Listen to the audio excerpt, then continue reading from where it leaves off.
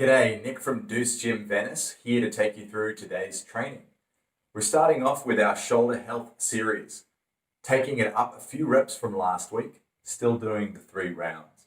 Now, this is kind of like eating your vegetables. The reason that we do this series is because with this higher rep, low weight sort of exercise, we're able to work some of the smaller muscles in the shoulder, some of the pieces that guide the healthy movement of our shoulders.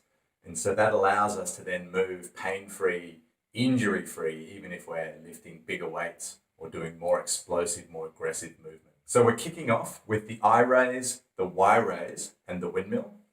For all these exercises, I want you to think about peeling your chest off the floor, really creating tension through the lower back and even down into the glutes. When we're working, we are keeping our thumbs high. We are keeping our shoulders back and down. Think about putting your shoulders into your back pockets. So for the I raise, you're going to peel up, head forward, shoulders back and down, thumbs up, touch the ground and up. That's 1 rep. 2. Taking it out to the Y, same again, squeezing the shoulders back and down. Moving through to the windmill. Start out in front, and as the hand crosses the level of the shoulder, we can start to take the palm to the ceiling.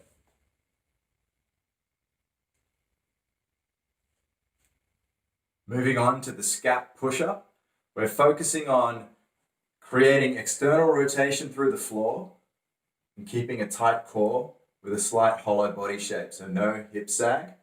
So set up. Switch on those hips so that you're guaranteed to be in that hollow body position.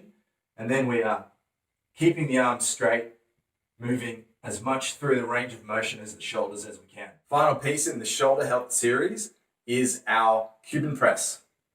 Today I want to challenge you to do every single rep of this with your abs switched on and your pelvis tucked under, not with any flaring through the rib cage or arching of the back. So when you set this up, shoulders back and down, turn on the abs.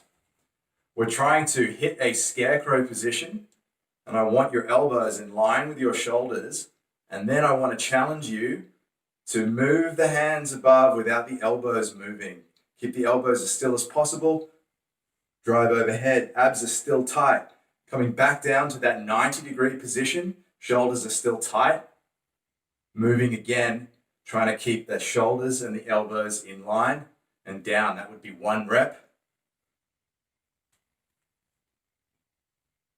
2. Okay, we've eaten our vegetables with that shoulder series. Next up, it's time for some squat therapy.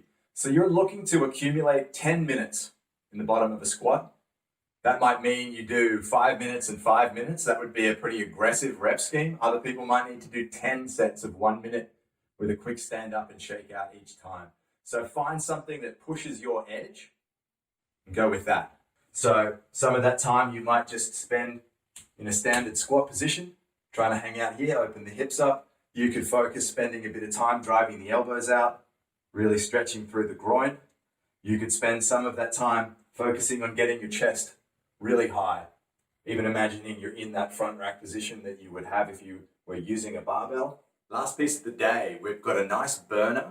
It's broken down into sections where we always start with burpees and then we're adding a series of additional movements so that each round is going to get progressively harder and longer.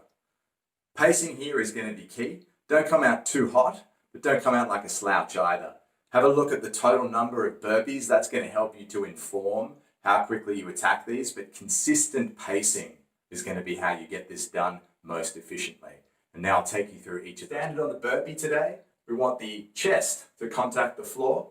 On the way up, we want to keep our feet fairly wide so that we can jump and leave the ground using a lot of our posterior chain rather than jumping off the quads and the toes. So I'm going to come down, feet back, chest touches, feet wide, and come off the floor at the top. 1 more. We talked about the push-up with the Scap Push Up earlier. So again, we're thinking about external rotation. If there was a piece of paper on the floor, you'd be tearing that into a V. I want to see the elbow track close to the rib cage, almost touch, don't flare. Keep those abs switched on, the pelvis in, no arching. For the lunges, you can do them in place, or if you've got a bit more room, you can move with them. We're going to step out, let most of our weight come into that front leg, and then progress. So if we're doing them on the spot, you're going to kick back to the spot that you're standing on. So lunging out for the sit-up. We're setting ourselves in this frog position.